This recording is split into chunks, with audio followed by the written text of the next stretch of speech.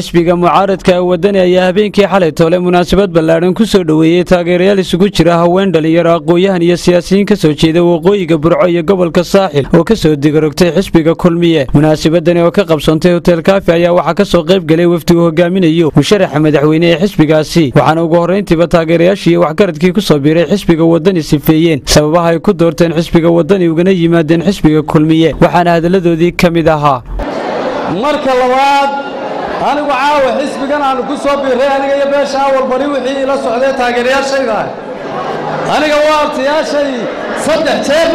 waa tiiyay musharaxa iyo mid ah odayaasha heer gobol ee xaalad kastoo timaada ay u imanayso kuwii isku waday labada reer ee isku hayay hadday siyaasad tahay hadday dhaqan tahay ku hogaaminayay beentiisu rumaysta dhaqaalaha dalkan kobcinaya buu yidhaahdaa hantigii maguuraanka ahayd ee dalka ugu weyneed buu iibiyey dekadihii iyo airboodadii reegaan raasigii barbaraa la cunay dhammaan wafdidu hogaaminayo anigoo u hadlaya afka dhalinyarta beesha waxaan ku soo walbari waxaanu hiig iyo hool la garab taaganahay musharaxa cabdiraxmaan maxamed cabdilaahi ciro ummadda iyo waxa weeyaan hagardaamada ummadda ee jeegaanta diiday yaashii inta badan laha waxaad ka shaqaysaan laba beelood inay wax xisa siiyaan ee diiday weeye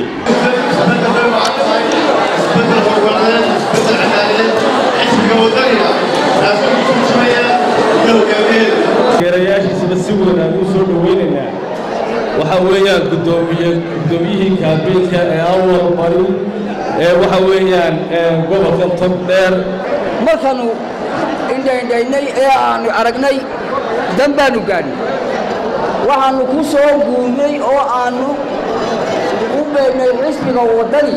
maanta dhinaca inaga wada dhigay midna inaga dhigay caqligaaga inuu ka soo celiyay waxa kale aan halkan fariin uga dirayaa samax baan mid ka oranaya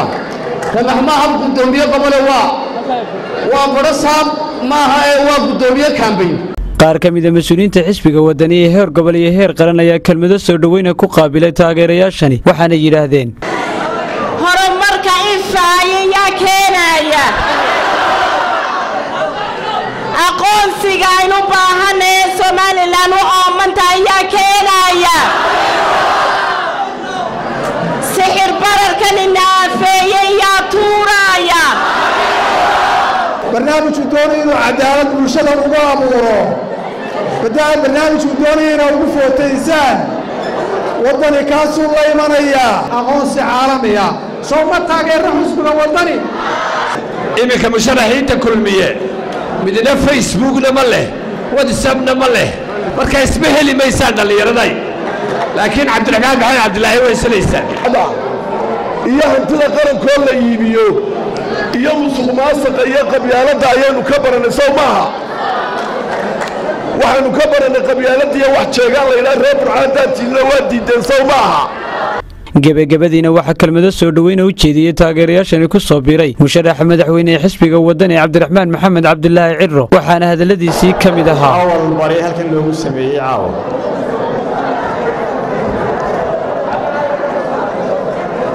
waxay taasina tusinaysaa miisaanka ku timaadeen odayaasha uqaasha siyaasiyiinta hablaha ragga halkan jooga ee miisaan kale waxay tusaysaa in go'aankiinu yahay inaad taageertaan isbeddelka, inaad taageertaan rabitaanka shacbiga, inaad taageertaan xisbiga Wadani guulaysto, isbeddelku ha guulaysto, beddeluu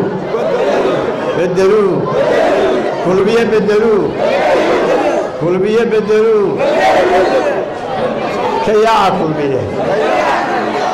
كيا كلمية خضر عبد الرزاق سليمان خضر هند برشة TV Burco.